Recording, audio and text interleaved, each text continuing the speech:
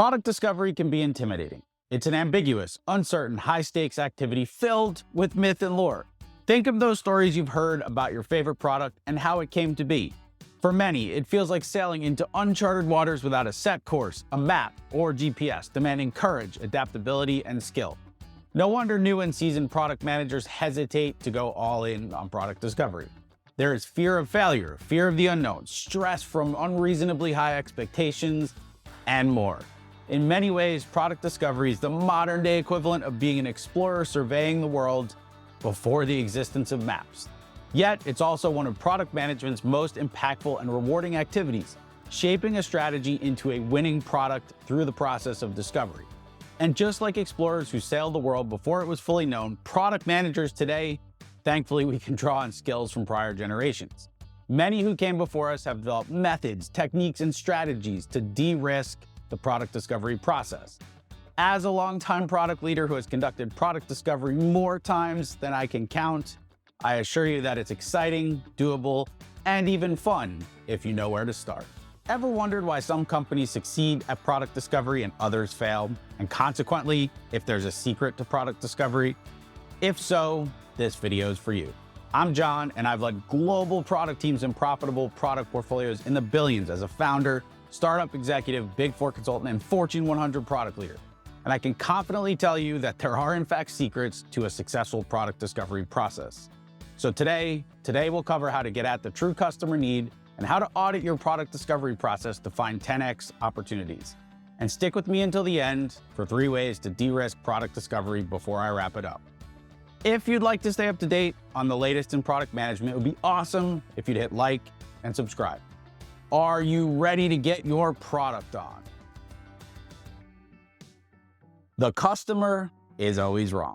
In my experience, most product managers and teams fail at product discovery for 4 reasons. 1, failure to start. 2, failure to go all in. 3, failure to conduct it properly. And 4th, well, it's ignoring the results. I've been guilty of each of these at least once, and despite sounding ridiculous, ignoring the results is often the most difficult one to overcome. When you've convinced yourself you know the answer, it's hard to accept evidence to the contrary. But wait, why would I hesitate to accept the results after the team made the effort?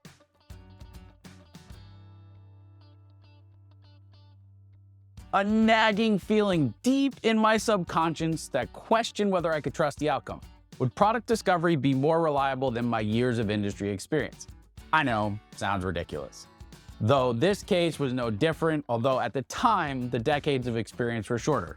Short enough, in fact, that I didn't know product discovery was a formal process, although in my defense, I was at a startup and fancy names and processes, they matter a lot less. We were reviewing the findings from product discovery. As I said, we didn't really use the term. All of a sudden, I blurted out, "That's not right," my voice echoing endlessly in the otherwise all of a sudden silent room. Our small 2-person product team, this was a startup after all, had spoken with 7 potential customers, 5 of whom disagreed with my sentiment on the problem I believed our product had to solve. Traceability. Yeah, I know, exciting. Despite this, as a former and slightly arrogant customer, I was convinced that the most important of the product was, in fact, traceability, where the data came from, how we arrived at the answer, and how the machine learning model corrected the data. However, most potential customers said they didn't really care about traceability. So long as it was correct, it was correct. How dare they contradict me? I laugh at my hubris now. I didn't want to do product discovery in the first place.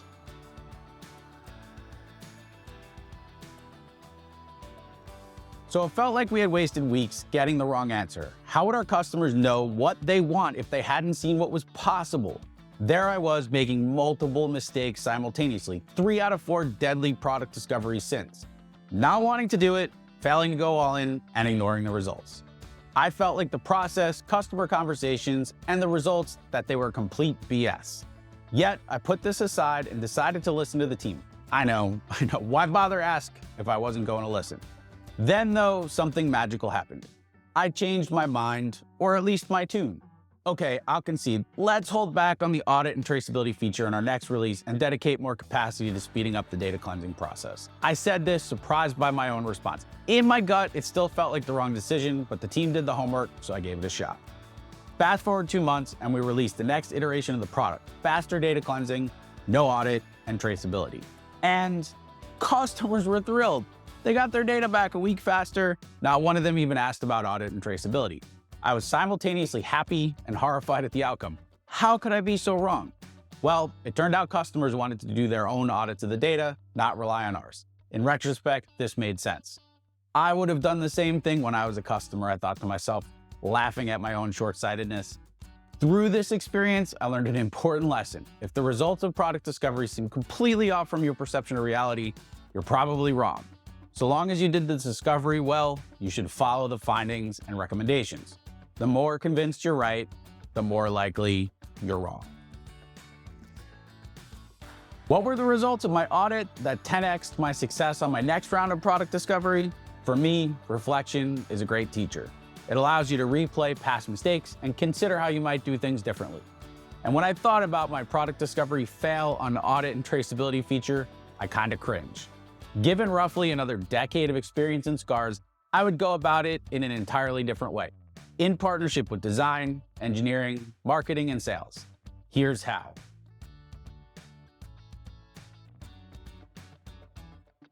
One, start by identifying the right potential problem. What exactly is the problem I believe I'm solving with this feature, audit and traceability in this case? Who has the problem? Why does the problem matter to them? And what are they trying to achieve? Clearly articulate the problem or problems after gathering the data from the product team, and stakeholders, including customers. Please don't pull the problem out of thin air while sitting in a room alone. Work together to understand it. Two, conduct some initial user research. Don't go all in at this point, but ask around or at least gather observational data. Does anyone have the need for audit and traceability as I assumed? Use tools like interviews or surveys and pull data from your product analytics solution or even your customer success team. Try to get some preliminary information that validates the problem is real for more than one or two people. This will help de-risk further your investment in product discovery. Three, this is the fun part. Generate a few hypotheses. So begins the ideation phase. Once you know the problem is real, start thinking about why. Why might the problem exist? Do customers need audit and traceability capabilities to prove to management that they're taking steps, to show stakeholders how they arrived at data changes, and to prove to regulators why and how they made the changes? What are the potential reasons the problem exists, and why is it a problem? Brainstorm with the team. 4, prototype and test. Okay, so now how might we solve the problem? If audit and traceability capabilities are in fact needed, as in the example I shared, what is the best way to provide these capabilities? How can we show options to customers and users without a huge investment to validate that we're on the right track? Collect qualitative and quantitative feedback. 5, iterate and refine. This step is where things start to enter a loop. As you complete steps 1 through 4, you learn. Each time you do, you iterate on and refine your hypotheses and prototypes. Discovery is a continuous process. Once you have a well-defined hypothesis and well-received prototype, then move into your MVP. However, don't lose sight of the fact that you should engage in continuous discovery, learning, and iteration. Discovery, it only ends when the product dies or the feature dies. So even though I now know where to start, product discovery still seems risky. What can I do to further improve once I have the basics in place? Unfortunately, no great endeavor is without risk, but I can confidently say it's much riskier to develop a product without product discovery than it is to invest in it. That said, there are 3 strategies you can use to further reduce the risk associated with product discovery. The first one, short cycle. Steps 1 through 5 should take weeks, not months. You need to go from identifying the problem through iteration and refinement in 2 to 3 week sprints with continuous readouts. I've seen situations where discovery can drag on. The results are never better when the time is extended. Move fast, learn, and iterate. Second, focus on outcomes. Just like features in a product, discovery should have clear outcomes. What is it you want to achieve? What are the objectives, key results, and end results you're looking for? Without outcomes, it's hard to tell if discovery should continue. 3, continuous budget releases. This point is a big one. Don't release the budget all at once. Release the budget for discovery as it moves forward. If you don't follow a continuous budget release process, the money is often spent before the results are produced. You should allocate the budget to the short sprints, and only the amount needed for each sprint. Focus on efficiency and maximizing the return on dollars invested in discovery. So how you feeling now? Product discovery doesn't sound so scary after all, now does it? So why are product managers often afraid to undertake product discovery? Part of it, at least for me, was admitting I might not know as much as I thought. In some strange way, the idea of product discovery made me feel less valued, especially as an industry expert. But that's the point. Knowing your customers and users better than your competitors through product discovery is a competitive advantage that an industry expert can't match.